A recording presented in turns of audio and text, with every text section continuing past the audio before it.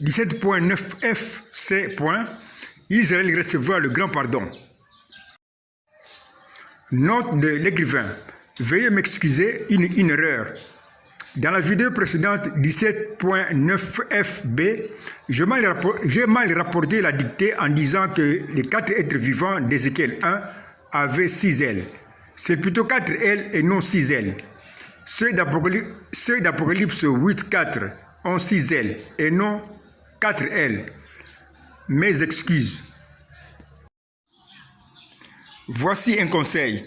Pour voir l'image de la vidéo en grand format, veuillez zoomer ou toucher en bas de l'écran, mais à droite, le petit point en forme de croix, comme l'indique la flèche.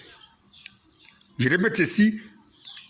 Pour voir l'image de la vidéo en grand format, veuillez zoomer ou toucher en bas de l'écran, mais à droite, le petit point en forme de croix indiqué par la flèche.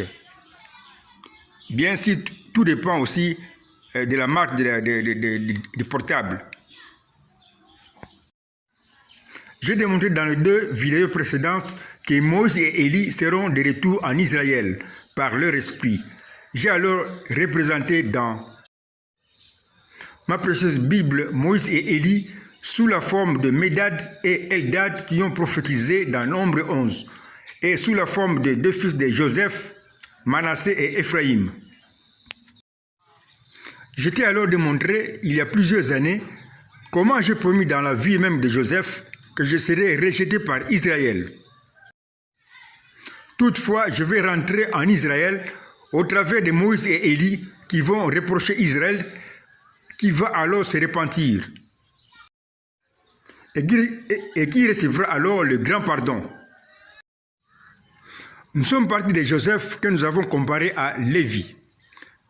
Joseph et Lévi dans la vision naturelle, c'est-à-dire selon la façon des hommes de voir les choses différentes avec leurs yeux naturels, Joseph et Lévi sont bien différents. Les hommes ont raison, je leur donne 10 points sur 10 pour leur façon de voir les choses qui sont différentes. Dans ma vision spirituelle, c'est-à-dire selon ma façon de voir les choses qui sont différentes, mais qui regardent toujours à une même chose qui appartient aux choses qui sont différentes, Joseph et Lévi, qui sont bien différents, présentent le signe d'une même chose qui les unit. Comme leur pasteur signe de l'unité, la même situation de ne pas faire partie des 12 tribus d'Israël, c'est-à-dire la même situation de ne pas être compté dans les 12 tribus. Nous pouvons représenter leur unité au mariage spirituel comme ci-après. Nous avons un schéma qui montre l'unité de Joseph et de Lévi, par la même situation qui est placée entre parenthèses. Nous avons trouvé un schéma de prophétie qui est ici dans ma propre langue, qui est inconnu aux anges. Dans ce schéma de prophétie qui montre l'unité de Joseph et de Lévi, dans ce schéma, Joseph qui sera rejeté par ses frères représente le Messie qui sera rejeté comme Joseph par Israël. Lévi représente leur sacrificateur devant leur Dieu. Nous pouvons alors compléter notre schéma qui montre l'unité de Joseph et de Lévi. Voici la prophétie que nous lisons en bas. Le Messie qui sera à sa première venue rejeté par Israël comme Joseph par ses frères sera comme Lévi, leur sacrificateur devant leur Dieu. Or, on a ajouté à Israël les 2 fils de Joseph, Manassé et Éphraïm. Dans ma pensée en tant que créateur du récit biblique, les 2 fils de Joseph ont fait un mouvement prophétique. Ma Bible est le seul livre au monde dans lequel le mouvement de quelque chose crée une prophétie biblique. Comme nous l'avons vu dans le cas du bâton jeté par Moïse et qui est devenu un serpent. Nous pouvons représenter le mouvement des 2 fils de Joseph comme si après, nous avons une flèche de mouvement des 2 fils de Joseph. Or, cette flèche a 1, Joseph comme départ, et 2, Israël comme arrivée, comme le montre le dessin ci-après. Nous avons en bas un dessin qui nous montre l'unité du départ qui est Joseph, et aussi l'arrivée qui est Israël. Ce beau dessin nous montre bien que la même flèche de mouvement de deux fils de Joseph, ou aussi le deux fils de Joseph, devient un signe de liaison, où le passé signe de l'unité qui unit le départ, qui est Joseph, et aussi l'arrivée, qui est ici Israël. Comme si après, nous voyons un chemin qui nous montre l'unité de Joseph, qui est rejeté par ses frères, et d'Israël qui a reçu le deux fils de Joseph. Nous avons trouvé un chemin de prophétie qui est ici dans ma propre langue, qui est inconnu à mes anges. Nous avons ici le chemin de prophétie qui nous montre l'unité de Joseph qui est rejeté par ses frères et d'Israël qui a reçu les deux fils de Joseph. Mais nous pouvons aussi mettre entre parenthèses le deux fils de Joseph comme ci-après. Nous mettons entre parenthèses à la place de même flèche, même deux fils, comme le montre le chemin qui est en bas, qui nous montre toujours l'unité de Joseph et d'Israël. C'est la même chose parce que le mouvement est lié aux deux fils de Joseph. Nous pouvons compléter le schéma des prophéties comme ci-après, un schéma qui nous montre l'unité de Joseph qui est rejeté par ses frères et d'Israël qui a reçu les deux fils de Joseph. Nous lisons la prophétie qui est indiquée ici en bas. Le Messie qui sera à sa première venue, rejeté par Israël comme Joseph par ses frères, va rentrer en Israël qui recevra alors deux témoins ou deux prophètes. Je répète ceci. Le Messie qui sera à sa première venue, rejeté par Israël, comme Joseph par ses frères, va rentrer en Israël, qui recevra alors deux témoins ou deux prophètes. Des prophètes qui seront un, Moïse, qui est représenté par Manassé parce que même M comme signe de l'unité, et deux, Élie, qui est représenté par Ephraïm parce que même E comme signe d'une même chose qui les unit. Tu peux aussi utiliser un schéma qui a trois branches ou trois mariés en plaçant les deux fils de Joseph qui sont liés à leur mouvement.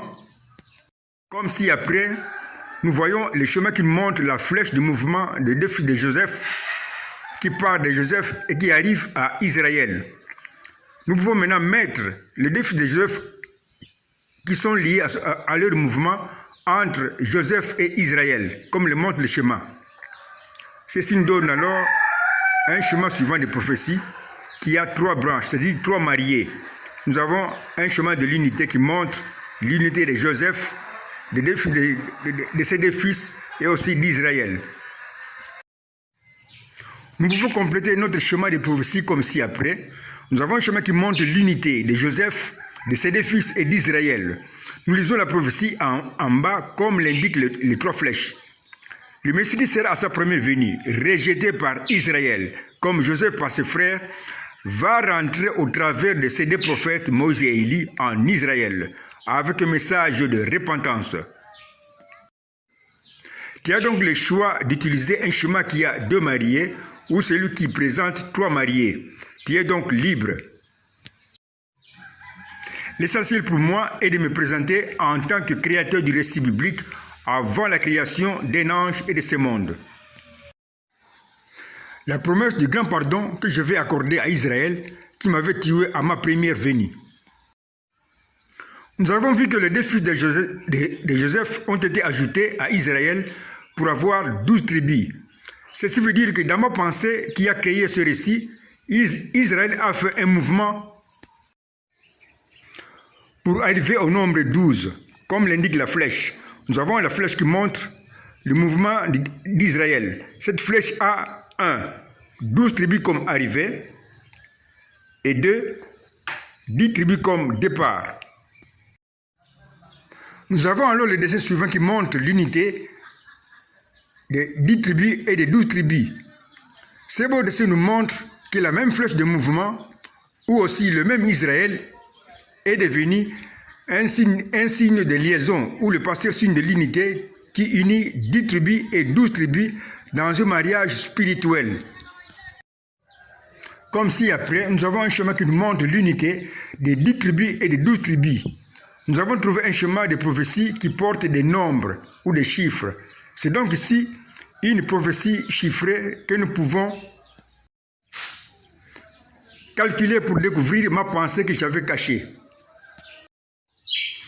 La promesse que j'ai donnée, mais d'après le calcul de la prophétie suivante qui montre l'unité des 10 tribus et aussi des 12 tribus. On peut laisser tomber ce qui accompagne un nombre comme 10 tribus. On reste avec le schéma qui montre l'unité du nombre 10 et du nombre 12. On calcule la prophétie. Faisons l'unité de 10 et 12. Ça nous donne maintenant 10 plus 12. Or, 10 égale à 7 plus 3.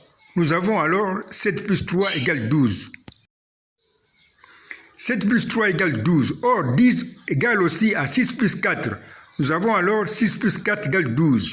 Or, 10 égale aussi à 5 plus 5. Nous avons alors 5 plus 5 égale 12.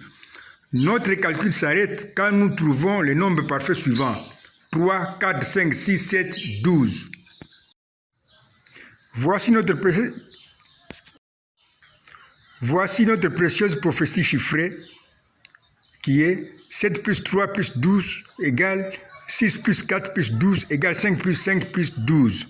7 représente le temps de la fin ou 7e jour d'Israël.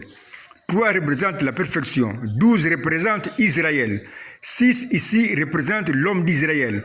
5 représente la grâce de pardon. 4 représente un message de jugement. 5 plus 5 représente le grand pardon. Alors voici comment lire la prophétie.